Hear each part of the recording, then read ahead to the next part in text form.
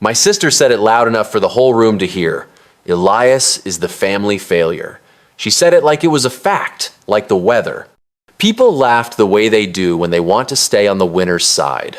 I felt every eye turn to me, then away, like I was a stain on the carpet. We were in a glass meeting room on level 12 of the Marston Tower in Melbourne, Australia. Outside the windows, the Yarra River looked calm and silver. Inside, the air was tight and dry. The board table was long and white, so clean it looked fake. A screen on the wall showed our company logo in bright blue letters, Wardell Events Group. I sat near the end of the table with my hands folded. I kept my face plain. I did not give my sister the gift of a reaction. My sister, Sienna Wardell, sat near the head like she owned the building. She wore a cream suit and gold hoops. Her hair was smooth and glossy, made for photos. She ran our family's event business now, at least on paper, and she loved saying, "my company," even though our dad started it. Across from her sat our father, Graham Wardell, 61, his shoulders still wide from years of lifting tables and speakers. His hands were rough, but his eyes looked tired.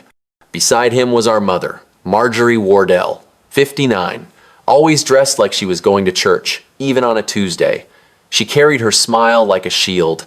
At the far end sat my uncle Tariq, Dad's younger brother, the quiet one who fixed things behind the scenes and never asked for credit. Two outsiders were there too. Phoebe Lynn, the company lawyer, sat with a laptop open and a pen ready. Caleb Rowe, our new finance manager, sat with a thick folder in front of him. He was 35, sharp, and careful with words. He had started only 3 months ago, right after I pushed for an independent review of our books. Sienna leaned back in her chair, enjoying the moment. "Let's be honest," she said. "Elias barely held a job. He dropped out of uni. He wasted years doing boring admin work. Now he wants to tell us how to run things." I did not drop out. I left university to work full-time when Dad had his heart scare and the business was drowning in late invoices. But Sienna liked stories that made her look like a hero and me look like a warning sign. Dad cleared his throat. "Sienna, that's enough." She smiled at him like he was cute. "No, Dad, it's time. Investors are here next week. We can't keep dragging dead weight." Dead weight. The words hit a place inside me I had been trying not to touch for months. Phoebe Lynn lifted her eyes. "This meeting is to finalize the restructuring proposal," she said. Her voice was calm and firm, like a door closing softly. "We need clear decisions." Sienna nodded. "Great. Then here it is. Elias should sign over his 10% share in the company. He should also sign the deed to the warehouse unit and remove his name from the business bank accounts. In return, he can keep his old ute and whatever junk is left in his flat." My father's jaw clenched. The warehouse unit, she meant, was the storage space in Port Melbourne where we kept staging gear, lights, and chairs. My name was on the lease because the landlord trusted me, not Sienna. She hated that. Sienna turned to me and smiled again. "So, Elias, are you going to be difficult? Or are you finally going to do something useful?" The room waited. I could hear the soft hum of the air conditioner. I could hear a tram bell outside, faint through glass. I looked at Phoebe. Then I looked at Caleb's folder. Then I looked at my sister. "Give it all to her," I said. The words landed like a dropped plate. Silence spread fast. Dad blinked. Mom's lips parted. Phoebe's pen stopped midair. Caleb stared at me like he was checking if he heard right. Sienna's smile grew. "See?" she said, turning to the others. "Even he knows." Phoebe leaned toward me. "Mr. Wardell, you understand what that means?" "I do," I said. My voice sounded steady. Inside, my heart was loud, but I kept it behind my ribs. Sienna laughed once, short and proud. "Good, let's sign today. I don't want this to drag." I nodded. "Today is fine." People think surrender looks like weakness. In my world, surrender can be a lever. You can lift heavy things when you stop pushing in the wrong direction. I used to be the one who kept the company running without applause. I was operations support, the guy who knew where every cable was stored and which client hated lilies. I made schedules, chased late payments, fixed broken chairs, and cleaned up after other people's mess. It was not glamorous, but it was real.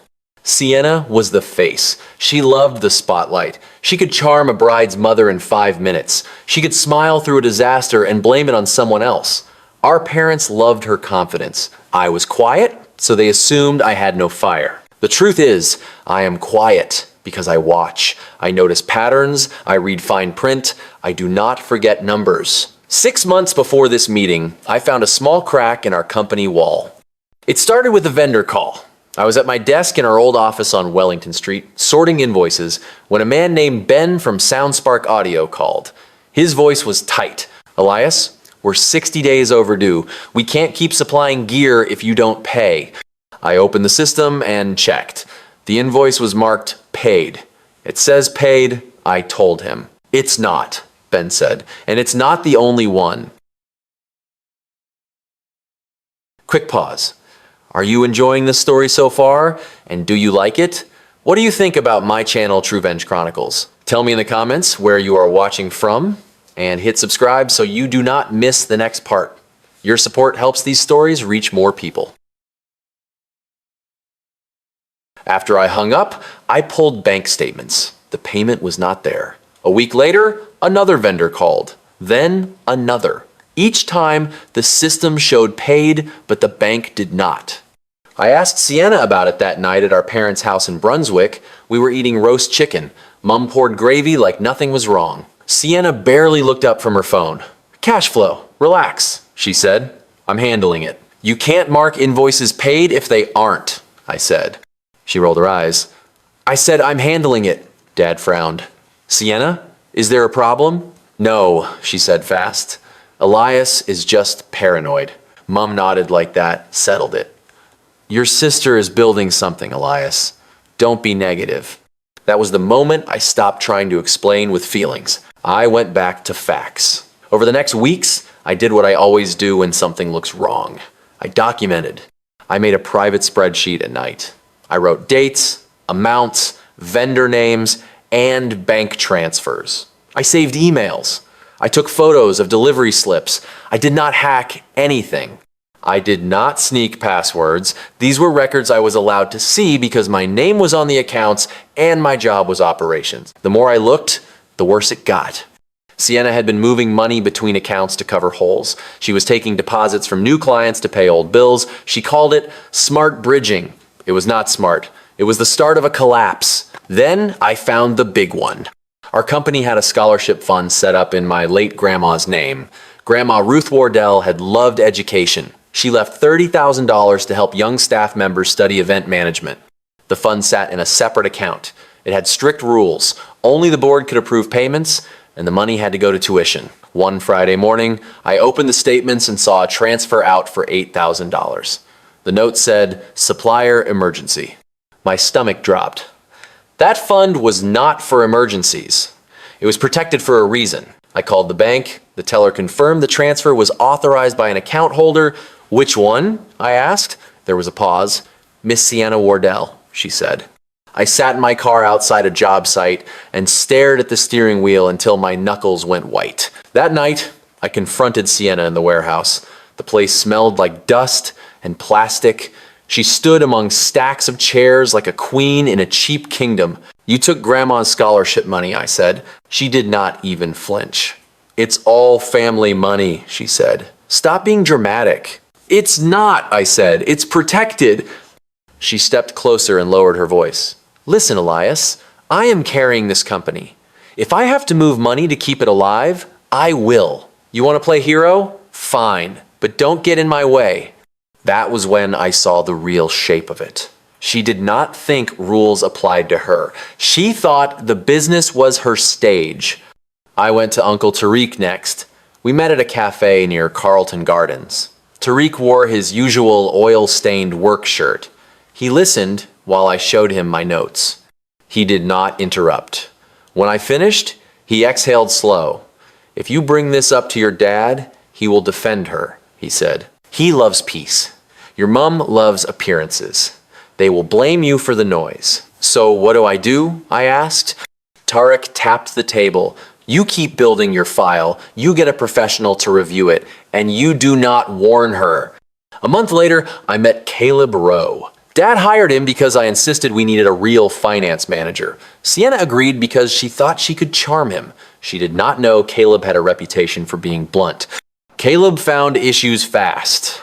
Unpaid vendor accounts, tax lodgements late, payroll super payments missing, a storage lease used as commercial stock without proper paperwork, small things that turn big when someone finally checks. Caleb asked me one evening, "Why are you still here if you see this?" I said the truth. "Because I'm trying to keep my family from going down with it." He looked at me for a long moment. "Then we do this clean," he said. "We document and we follow process." That was when I called Phoebe Lynn. Phoebe had helped with contracts before. She was not family, which meant she did not care about our feelings. She cared about facts and risk. We met in her office on Collins Street. I showed her the spreadsheet, the statements, and the scholarship transfer. Phoebe did not gasp. She did not smile. She just nodded and said, "If Miss Wardell is pushing for sole ownership, she will also take sole responsibility." I felt my throat tighten. "Can that be written in?" Phoebe's eyes were sharp. "Yes, with proper disclosure attachments, that is how the plan formed. Not a trick, not a lie, just the truth, attached to the deal my sister wanted. I did not want my parents to be ruined. I did not want a public scandal. I wanted safety. I wanted the load to move off the wrong beams. When Sienna demanded my shares, I did not argue. I let her demand. I let her believe she was winning. All I did was make sure the paperwork carried the weight she had been hiding." Back in the meeting room, Phoebe slid the documents toward me. "This is the share transfer, the lease assignment, and the account authorization changes," she said. "Please read carefully." I did read. Every line. I watched Sienna tap her nails. Impatient, Caleb placed a thin folder behind the main stack. He did not say a word, but his eyes met mine for half a second. That folder held the exhibits. Sienna was so focused on the main prize that she did not notice the extra pages. I signed first. My name looked plain on the paper like it always does. I slid the pen back. Sienna snatched the stack with a grin. "Finally," she said. She signed fast. Not reading. She was already planning her victory post. Phoebe closed her laptop and looked at both of us. "We will finalize this at the stakeholder meeting next week," she said. "The board and key partners will witness and acknowledge the attachments." Sienna waved a hand. "Great, make it quick. I have a pitch at noon." As we stood, Mum touched my arm. Her eyes were soft, but her voice was small. "Elias, are you okay?" I wanted to tell her everything. I wanted to say, I am not the failure. I am the one keeping us from falling. But Mum did not want truth. She wanted peace. "I'm fine," I said. Dad clapped my shoulder. "You'll land on your feet, son," he said, like he was giving comfort. "He did not know I was the one placing the safety nets." Sienna brushed past me and whispered, "Maybe now you'll stop embarrassing us." I smiled once, small and calm. "Maybe," I said. That night, I went back to my flat in Footscray. It was small, but it was mine. I made tea and opened my notes again. I checked the timeline, 6 months of records, 3 months of Caleb's review, 2 weeks until the stakeholder meeting. I was not excited, I was not proud, I was careful because the next meeting would not be just family. It would be public enough to matter. Before I went to bed, Uncle Tariq called. His voice was low, like he was standing in the wind. "Your dad is upset," he said. "He thinks you gave up." "I did give up," I said. "I gave up things that can be replaced." Tariq was quiet for a beat. "Just make sure the family is safe," he said. "I will," I told him. "No shouting, no revenge, just the record." After the call, I opened the folder Caleb had sent to my private email. I checked every exhibit again. Vendor arrears, late taxes, missing super payments, the scholarship transfer, the lease problem. Each page had a date and a source. Each page was true. The phone lit up with Sienna's name, and I let it ring 3 times. Then I set an alarm for 5:30 a.m. The stakeholder meeting was in 8 days. Sienna thought she had already won. I knew the meeting had not even started. 8 days later, I walked back into Marston Tower in Melbourne, Australia, with a knot under my ribs that would not move. The lift opened on level 12, and the same bright hallway greeted me. Too clean, too quiet. I kept thinking about Sienna's words from last week. Family failure, like a label she could stick on my forehead. The stakeholder meeting was not just family. Sienna had invited people who could help or hurt the business. She wanted an audience for her win. Phoebe Lynn, our company lawyer, met me at the door. She carried a slim binder and spoke without looking emotional. "Stay steady," she said. "Answer what you are asked, nothing more." Caleb Rowe, our finance manager, stood by the coffee station with a stack of folders. His shirt was crisp, but his eyes looked tired. He nodded at me once. I nodded back. We did not need a pep talk. We had the record. Inside the room, the long table was set with water bottles and name cards. At the head sat Hazel Grant, the independent chairperson our partners required. She was calm, with short gray hair and a voice like smooth stone. Next to her sat Rohan Patel from South Bay Bank, the man who controlled our business credit line. His suit was perfect. His eyes were not friendly or cruel, they were just careful. On the right side sat Kara Madsen, owner of Bright Lane Venues, a partner who supplied halls and outdoor spaces. She was blunt and quick to cut deals when she smelled risk. Beside her sat Dominic Reyes from SoundSpark Audio. He had once called me angry about invoices. Today, he looked more tired than angry. My parents sat near the middle. Graham Wardell, my father, held his hands together like he was trying to hold his thoughts still. Marjorie Wardell, my mother, wore a neat blouse and a smile that did not match her worried eyes. Uncle Tariq sat quiet, shoulders squared, like a man ready to carry heavy boxes without complaining. Sienna arrived last, as always. She wore a red dress and heels that clicked across the floor. She kissed Mum's cheek, patted Dad's shoulder, then took the seat closest to Hazel like she had already earned it. When she looked at me, her face held nothing. Not hate, not love, just dismissal. Hazel began on time. "Thank you for coming," she said. "We are here to acknowledge the restructuring agreement and its attached financial exhibits. We will confirm ownership, responsibilities, and next steps." Sienna smiled wide. "Perfect," she said. "Let's make it official." Phoebe stood. "The agreement transfers Mr. Elias Wardell's company interest and operational control to Miss Sienna Wardell," she said. Miss Wardell becomes the sole director and sole owner of the listed assets and interests. The agreement includes exhibits A through G, which are disclosures of current obligations and risks. Sienna's smile twitched at the word disclosures, but she recovered fast. "Yes," she said, loud and proud. "I accept everything." Everything, the same word, the same hunger. Hazel looked at me. "Mr. Wardell, do you confirm you signed freely and understand you are stepping away from ownership?" "Yes," I said. Hazel turned to Sienna. "Miss Wardell, do you confirm you accept ownership and the obligations listed in the agreement, including the exhibits?" "Yes," Sienna said again. "All of it," Hazel nodded once. "Then we will review the exhibit summary. This is a requirement of our partners and bank." Sienna leaned back like she was bored. "Fine," she said, "but let's not waste time." Caleb walked to the screen. His voice stayed calm, the way it does when you know the numbers are real. He clicked, and a list appeared. Exhibit A, accounts payable, he read. Exhibit B, tax obligations. Exhibit C, payroll and super. Exhibit D, vendor disputes. Exhibit E, scholarship fund. Exhibit F, storage lease compliance. Exhibit G, risk summary. Sienna laughed softly. "So dramatic," she said. Hazel did not laugh. "Proceed," she said. Caleb opened Exhibit A. The screen filled with vendor names, dates, and totals. He pointed to the bottom line.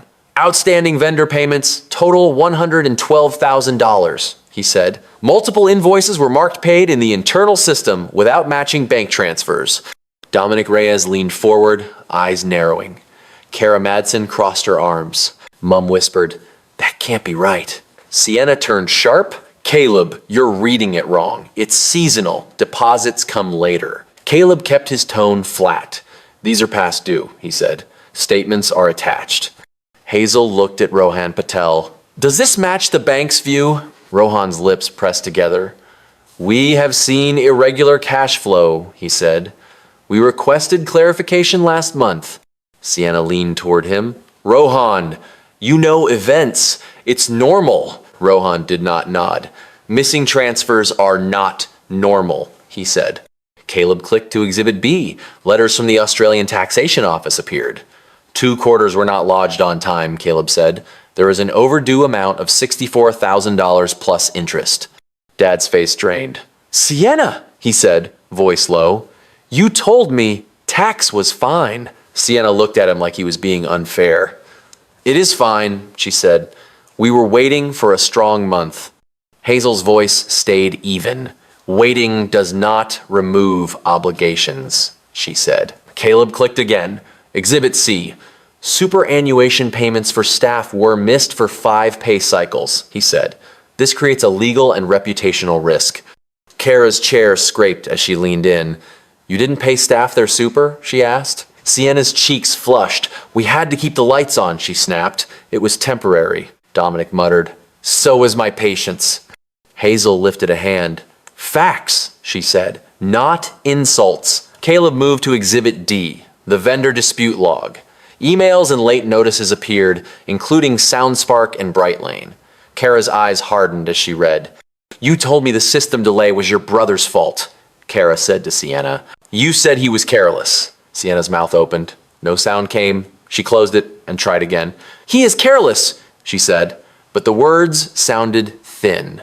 Caleb clicked to Exhibit E, the Ruth Wardell Scholarship Fund. The room felt tighter, like someone turned the air off. "The scholarship fund is restricted," Caleb said. On March 14, $8,000 was transferred out for a supplier emergency. It was authorized by Miss Sienna Wardell. No board approval was recorded. Mum made a broken sound. "Sienna, your grandma's fund?" Sienna's eyes flashed. "It was for the business," she said. "I was saving all of us."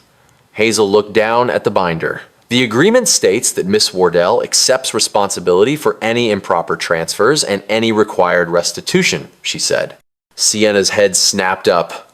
"That was not explained to me." Phoebe's voice cut in, calm but sharp. "It is written in plain language," she said. "You signed that you reviewed the exhibits." Caleb clicked to Exhibit F, the Port Melbourne storage lease. "The storage unit lease has been used for commercial stock beyond permitted terms," he said. "There is a written warning about fire access and insurance. Assignment of the lease transfers responsibility." Rohan Patel wrote a note. Kara's jaw tightened. Dominic stared down. Sienna turned to me, voice rising. "You knew about that. Why didn't you fix it?" I met her eyes. "I asked you to stop stacking it beyond safe limits," I said. "You told me to stop being paranoid." Her throat moved like she swallowed something sharp. She looked away. Hazel leaned forward. "Now Exhibit G," she said. Phoebe stood and spoke to the room. "Under this agreement, Miss Wardell becomes sole owner and sole director. Liability follows ownership. The exhibits are disclosures of known obligations and risks at the time of signing. Mr. Wardell relinquished ownership and director duties after transfer." Sienna's voice came out loud and cracked. "He set me up." Phoebe did not blink. "Disclosures are not traps," she said.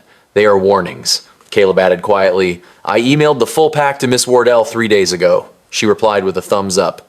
Dad's shoulders dropped like a beam, finally giving up. Mom stared at the table, tears slipping down without sound. Uncle Tariq stayed still, but his jaw was tight. The room went silent. Not the polite kind, the heavy kind that makes your ears ring. Sienna stared at the screen, and for the first time in my life, she had nothing to say. Her lips parted, then closed. Her eyes darted, then stopped. She went quiet during the meeting. Quick pause again. Are you enjoying so far? And do you like it? What do you think about my channel, TrueVenge Chronicles? Comment where you are watching from, and subscribe so you catch the ending. Tell me if you would stay calm like I did, or if you would fight louder. Hazel waited a moment, then spoke. Mr. Patel, she said, given these disclosures, what is the bank's position? Rohan set his pen down. We will freeze additional credit drawdowns until we receive a corrective plan, he said.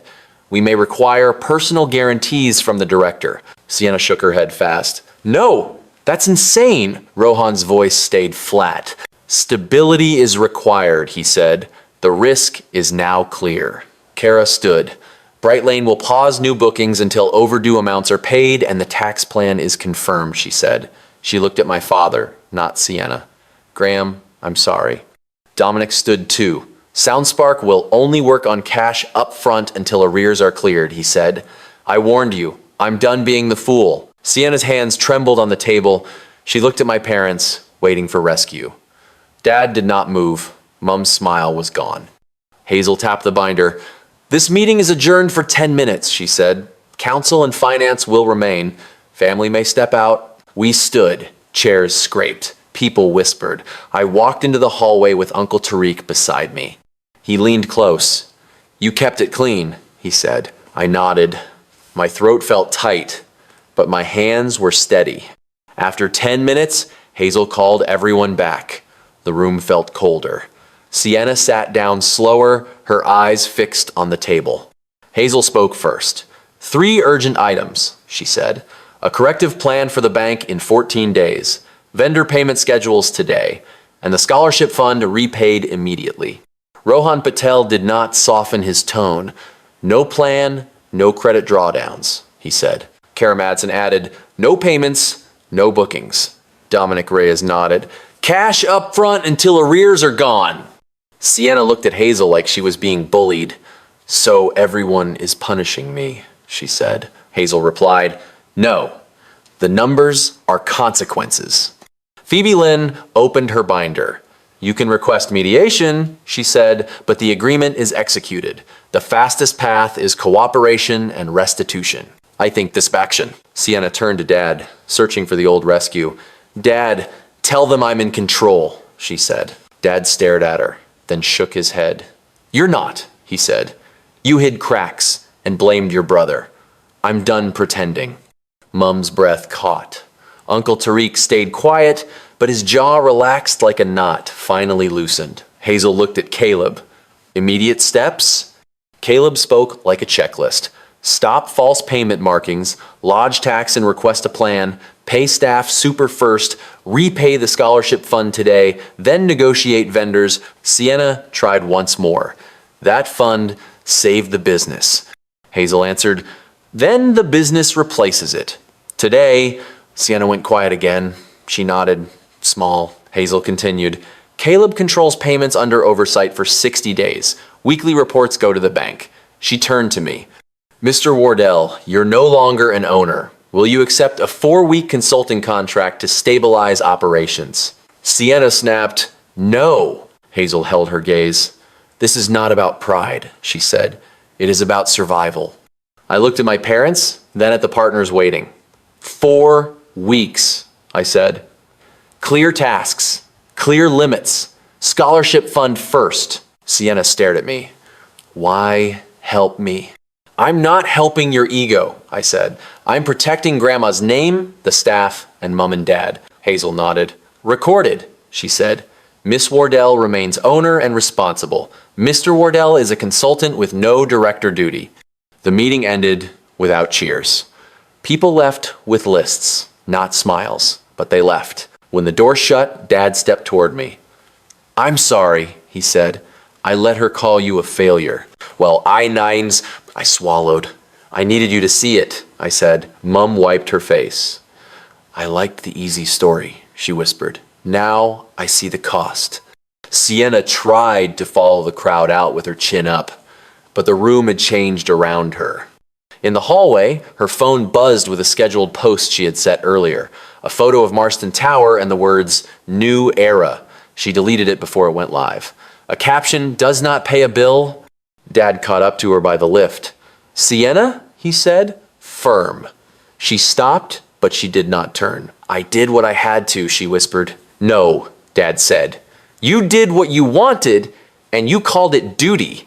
She flinched. Mom stood behind him, hands clasped. Sienna finally faced us. Her eyes were wet, but her voice tried to stay sharp. He wanted me to fail, she said, pointing at me.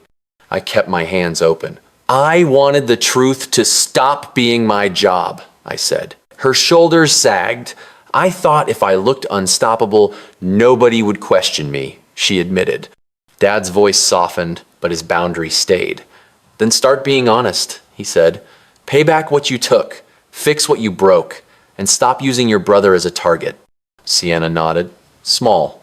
She looked at me, and for a second I saw the sister who once helped me tape cables at weddings.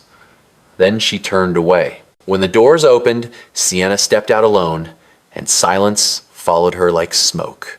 On the ride down, Mom squeezed my arm. Thank you for staying calm, she said. Your calm made it clear. I didn't feel brave. I felt tired. But tired is better than trapped. Over the next week, Caleb and I worked the plan. Vendors got real schedules. Tax was lodged, staff super was paid. On Friday, Sienna transferred $8,000 back into the Ruth Wardell Scholarship Fund. The receipt printed clean and final.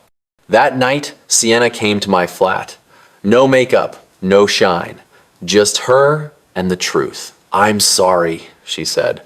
I called you the family failure because I was scared you'd expose me. I nodded once. Say it to Mom and Dad, I said, and keep your hands off what isn't yours. She nodded, eyes down. I will. After she left, I sat in the quiet and felt my chest finally loosen. Sienna got everything she demanded, and that is why she went quiet. The truth was attached to the deal, and it stayed attached after the meeting. Life lessons. Lesson 1. Write down facts, not feelings. Save emails, dates, invoices, and bank receipts. When someone lies, arguments turn into noise. Records turn into proof. Keep your file legal by using documents you are allowed to access. This protects you and keeps the truth simple so nobody twists it later. Lesson 2. Let responsibility follow control. If someone demands power, make sure they also accept the risks that come with it. Read every clause. Ask for disclosures in writing. Do not carry debts, chaos, or guilt that belongs to another person. Boundaries can save families before you sign. Twice, please. Lesson 3. Stay calm in public conflict. Anger gives the bully a spotlight. Calm gives you time to think. Speak short, clear sentences. Focus on what matters, like protecting staff, savings, and your name. Then act fast on fixes instead of revenge talk. Peace is the real win over time. Your turn. Was I right to stay calm and let the exhibits speak, or fight earlier?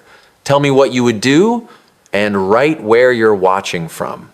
Pick one lesson above and practice it this week in your personal, work, and social life. I read every comment and reply. Thank you so much for being here and supporting me. I truly appreciate every like, every comment, and every subscribe. It means more than you know, and it motivates me to keep bringing you stronger, more emotional, and more satisfying stories. If you already subscribed, thank you from the bottom of my heart. Please keep taking an interest in the channel, keep coming back, and keep sharing your thoughts with me in the comments. And if you're watching this channel for the first time, welcome. Don't forget to subscribe so you don't miss what comes next. Also, make sure you check out a new video on the channel right now. There are more powerful stories waiting for you. Goodbye.